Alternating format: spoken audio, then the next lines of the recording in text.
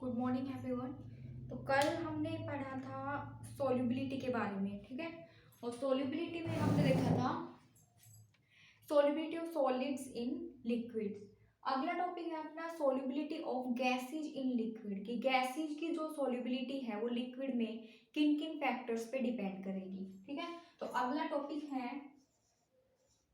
Solubility of gases in liquids, यानी कि liquid में जो सॉलिड्स गैसेज की जो सोल्यूबिलिटी है वो किन किन फैक्टर्स पे डिपेंड करेगी, ठीक है। तो पहला फैक्टर यहाँ पे है वही nature of the gas and the solvent.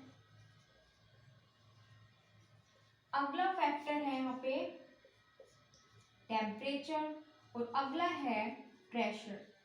तो हमने देखा था कि जो सॉलिड की जो सॉल्युबिलिटीज होती हैं उन पे प्रेशर का कोई भी इफेक्ट नहीं होता, लेकिन गैस की लिक्विड में सॉल्युबिलिटी प्रेशर पे डिपेंड करने वाली है, ठीक है। तो पहला फैक्टर तो यहाँ पे क्या है, nature of the gas and the solvent. तो ये पता है कि कई गैसेस क्या होती हैं, लिक्विड के साथ में रिएक्ट कर जाती हैं और उनमें आसानी से डिजोल्व हो जाती हैं, लेकिन कई गैसेज होती हैं वो लिक्विड के साथ में रिएक्ट नहीं कर पाती और डिजोल्व नहीं हो पाती, ठीक है। जैसे कि CO2 हो गया, यानी कि कार्बन डाइऑक्साइड, और अमोनिया जो गैसेज होती हैं वो इजीली डिजोल्व हो जाती हैं लिक्विड में। क्यों? क्योंकि ये रिएक्ट करके, जैसे वाटर अगर मान लो सॉल्वेंट है, वाटर में डिजोल्व कर रहे हैं, तो इसके साथ में रिएक्ट करके कार्बोनिक एसिड बना देती है, यानी कि रिएक्ट कर देती है, इस वजह से आसानी से डिजोल्व हो जाती है, ठीक है। लेकिन कुछ गैसें जैसे कि हो गया हाइड्रोजन गैस हो गया या हीलियम गैस हो गया, ये इजीली डिजोल्व नहीं होती क्योंकि ये सॉल्वेंट के साथ में रिएक्ट नहीं करती, ठीक है। यानी कि पहला फैक्टर क्या हो गया, किस पे डिपेंड कर रहा है, nature of the gas and the solvent पे, ठीक है। अगला फैक्टर यहाँ पे क्या है, टेम्परेचर। तो टेम्परेचर का क्या इफेक्ट होगा, देखो, क्योंकि जो गैस होती है वो जब लिक्विड में डिजोल्व होती है तो जो डिजोल्यूशन प्रोसेस होती है इससे क्या बन गया, सॉल्यूशन। और प्लस में यहाँ पे हीट रिलीज होती है, यानी कि एक ऐसी प्रोसेस होती है, एक्सोथर्मिक प्रोसेस होती है मोस्टली, ठीक है। तो इस वजह से क्या होगा, जैसे ही हम टेम्परेचर इंक्रीज करेंगे तो जो solubility of gas in liquid है वो क्या हो जाएगी, डिक्रीज हो जाएगी, ठीक है। या सीधे से हम बोल सकते हैं गैस है वो उसकी सॉल्युबिलिटी टेम्परेचर बढ़ाने के साथ में डिक्रीज हो जाएगी, क्योंकि टेम्परेचर जैसे ही बढ़ेगा उन गैसियस पार्टिकल की काइनेटिक एनर्जी और ज़्यादा बढ़ जाएगी और वो सॉल्यूशन में अच्छे से मिक्स नहीं हो पाएंगी और एक्सपेल आउट हो जाएंगे, इस लिक्विड इस मिक्सचर से वो गैसेज एक्सपेल आउट हो जाएंगी टेम्परेचर जैसे ही बढ़ेगा। या हम बोल सकते हैं कि जैसे ही टेम्परेचर इंक्रीज होगा सॉल्युबिलिटी क्या होगी, डिक्रीज होगी। या हम बोल सकते हैं कि गैसेज जब लिक्विड में डिजोल्व होती हैं तो एक्सोथर्मिक प्रोसेस होती है, और एक्सोथर्मिक प्रोसेस अपने को पता है कि जैसे टेम्परेचर इंक्रीज होगा तो सॉल्युबिलिटी क्या होगी, डिक्रीज होगी, क्लियर है, ठीक है। अगला यहाँ पे है इफेक्ट ऑफ प्रेशर, जो कि काफी इंपॉर्टेंट है, ठीक है। लेकिन इसमें कुछ एक्सेप्शन भी यहाँ पे होता है टेम्परेचर पे। कई गैसेज होती हैं जैसे कि नोबल गैसेज हो गया, ठीक है, इनकी सोल्यूबिलिटी इंक्रीज करती है जब टेम्परेचर इंक्रीज होता है। तो कंडीशन क्या है कि जो सॉल्यूशन है, जो लिक्विड है, वो कैसा होना चाहिए, नॉन एक्वस सॉल्यूशन, यानी कि नॉन एक्वस सॉल्वेंट होना चाहिए, यानी कि जैसे कि अल्कोहल हो गया या हाइड्रोकार्बन्स हो गया, ठीक है। अगर मान लो नॉन एक्वस सोलवेंट यहाँ पे है तो उस केस में क्या होगा कि जो इनर्ट गैसेज हैं, जो नोबल गैसेज हैं, उनकी सोल्यूबिलिटी टेम्परेचर इंक्रीज होने के साथ में इंक्रीज होती है, ये है इसका एक्सेप्शन है यहाँ पे, क्लियर है, ठीक है। तो अगला यहाँ पे टॉपिक है, अगला यहाँ पे इफेक्ट हम पढ़ने वाले हैं, effect of pressure on the solubility of the gas in liquid, ठीक है। जो जो कि सबसे ज्यादा इंपॉर्टेंट है यहाँ पे।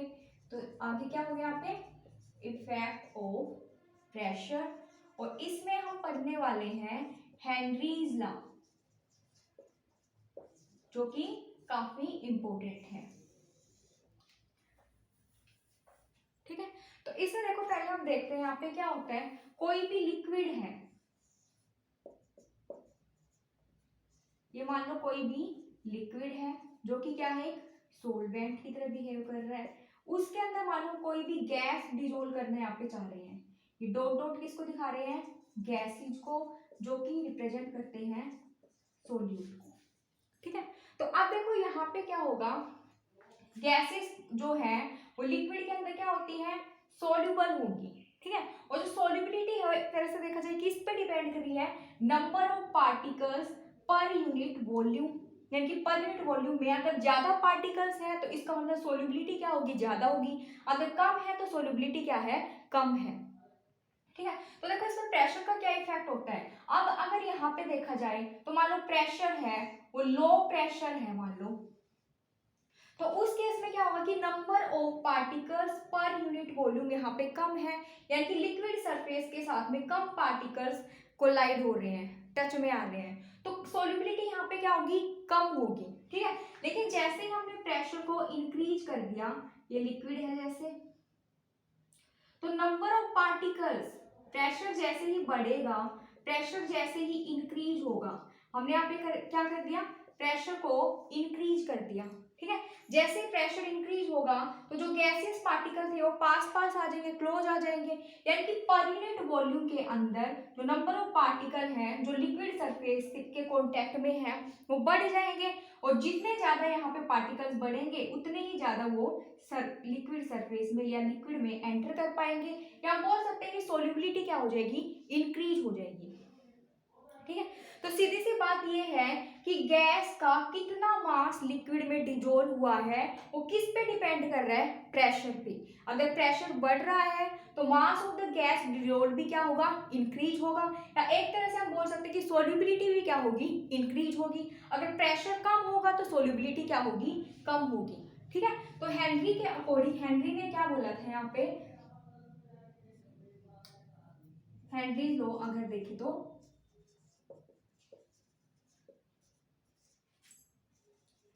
mass of a gas dissolved in a liquid is directly proportional to the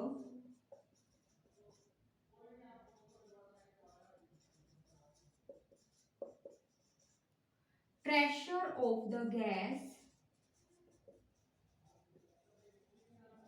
on the liquid surface। Clear है, या बोल सकते हैं कि जो मास ऑफ द गैस जो कि डिजोल्व हुआ है वो डायरेक्टली प्रोपोर्शनल होगा किसके, प्रेशर के। ठीक है, या हम यहाँ पे प्रोपोर्शनलिटी को हटाएंगे, कांस्टेंट लगा दिया के, और ये बन गया पी। एंड यहाँ पे क्या है, मास ऑफ गैस डिजोल्व। ठीक है, और पी यहाँ पे क्या है, प्रेशर ऑफ द गैस। ठीक है, प्रेशर जितना ज्यादा होगा उतनी ही ज्यादा क्या होगी, गैस सोल्यूबल होगी लिक्विड के अंदर। ठीक है, तो अब देखो मास का मतलब, अगर मास को हम कनेक्ट करें तो किससे रिलेटेड होता है, नंबर ऑफ मोल से। अब मोल अपने को पता है किससे कनेक्टेड रहता है, मोल फ्रैक्शन से, जिसको हम रिप्रेजेंट करते हैं एक्स से। ठीक है, तो अब देखो अगर मान लो यहाँ पे कई तरह की गैसेज हैं, मान लो एक ही तरह की गैस है, मान लो ए बी सी, कई तरह की गैसेज हैं। ठीक है, तो अब देखो इसके जैसे नंबर ऑफ मोल जैसे Na है, बी के हैं Nb, और इसके हैं Nc। तो अब देखो पता है कि तीनों के तीनों अगर सोल्यूबल हैं तो वाटर के अंदर या लिक्विड के अंदर तो डिजोल्व होंगी, लेकिन सोल्यूबिलिटी किसकी ज्यादा होगी, वो किस पे डिपेंड करेगा कि उस पर्टिकुलर गैस का पार्शियल जो प्रेशर है वो कितना है। पार्शियल प्रेशर का मतलब उस अकेली इकलौती गैस का जो प्रेशर जो अप्लाई कर रही है लिक्विड पे वो ज्यादा है या कम है, उस पे डिपेंड करेगा। अगर पार्शियल प्रेशर ज्यादा होगा तो उसके नंबर ऑफ मोल्स ज्यादा सोल्यूबल ज्यादा हो जाएंगे लिक्विड के अंदर, या हम बोल सकते हैं इसका मोल फ्रैक्शन लिक्विड के अंदर ज्यादा होगा। ठीक है, तो सीधी सी बात ये है। अगली हम हेनरी ने क्या बोला था, solubility of gas in liquid is directly proportional to the partial pressure of that gas in the gaseous mixture। या हम बोल सकते हैं कि ए कोई भी गैस है, ये एक्स ए। ठीक है, तो देखो वी ए का मतलब क्या है, pressure exerted by A particles. ठीक है, तो ये देखो अगर जो मतलब हम यहाँ पे बोल सकते हैं पी ए का मतलब क्या है, partial pressure of A, partial pressure of A gas. ठीक है, तो अब देखो ये वाला प्रेशर किसी गैस का ए का जितना ज्यादा होगा उसका लिक्विड के अंदर मोल फ्रैक्शन भी उतना ही ज्यादा होगा। ठीक है, यानी कि ये दोनों क्या होते हैं, एक दूसरे के डायरेक्ट होते हैं। ऐसे जैसे हेनरी ने क्या बोला था, किसी भी गैस की सोल्यूबिलिटी है वो किस पे डिपेंड कर रही है, partial pressure of the that component in the gaseous mixture. Gaseous mixture में उस कंपोनेंट का पार्शियल प्रेशर कम होगा या ज्यादा होगा। अगर कम होगा तो उसके मोल फ्रैक्शन उस सॉल्यूशन के अंदर उतने ही ज्यादा होंगे, अगर कम ज्यादा होगा तो उतने ही ज्यादा होंगे, यानी कि डायरेक्टली प्रोपोर्शनल होते हैं। ठीक है, तो अब ये वाली इक्वेशन हमें यहाँ पे नोट करनी है। हेनरी ने क्या बताया था, हेनरी लोग पूछ ले तो हमें ये वाली डेफिनेशन लिखनी है, मोल फ्रैक्शन की टर्म्स में हमें ये बताना है। ठीक है, तो अब देखो यहाँ पे हम इसको आगे लिखते हैं, रब करिए इसको।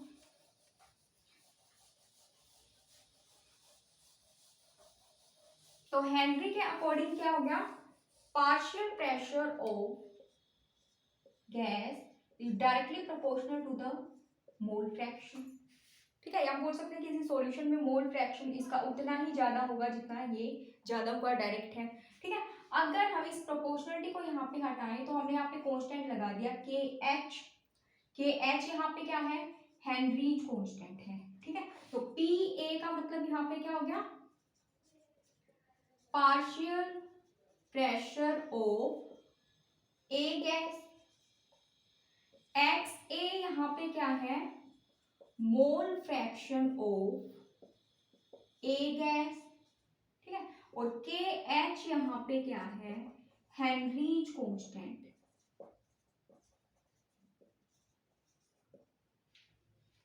ठीक है, अगर हम यहां से देखें तो के एच किसके इक्वल आ रहा है, P A divided by X A. अब यहां से देखो अगर हम देखा जाए तो के एच इनवर्स है किसके, मोल फ्रैक्शन या फिर सोल्यूबिलिटी के। ठीक है, के एच वैल्यू अगर ज्यादा तो इसका मतलब सोल्यूबिलिटी कम, के एच वैल्यू कम इसका मतलब सोल्यूबिलिटी ज्यादा। ठीक है, तो इसका मतलब क्या हो गया, solubility is inversely proportional to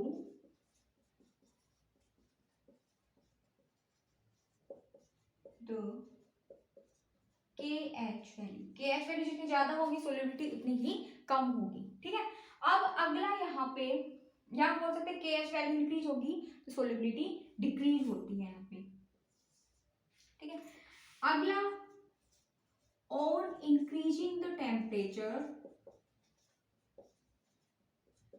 के एच वैल्यू ऑल्सो इंक्रीजेज, या हम बोल सकते हैं सोल्यूबिलिटी क्या होगी, डिक्रीज। ठीक है, अगला, के H value depends on the nature of the gas, यानी कि डिफरेंट गैसेस के लिए के एच वैल्यू क्या है, डिफरेंट होगी।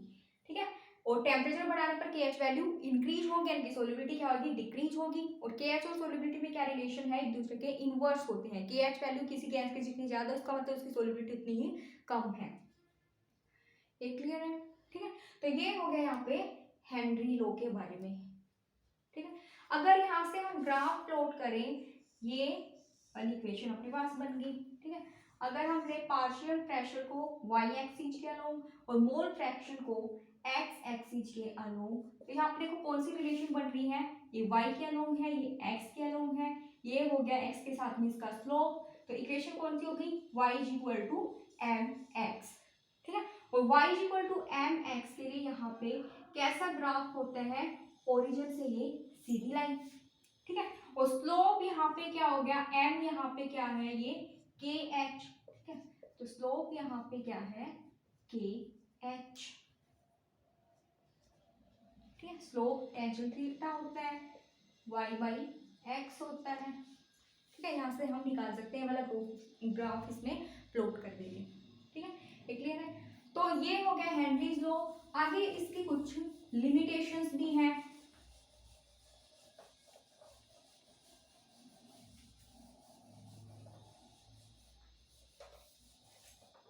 ठीक है, आगे है लिमिटेशंस ऑफ हेनरीज लॉ।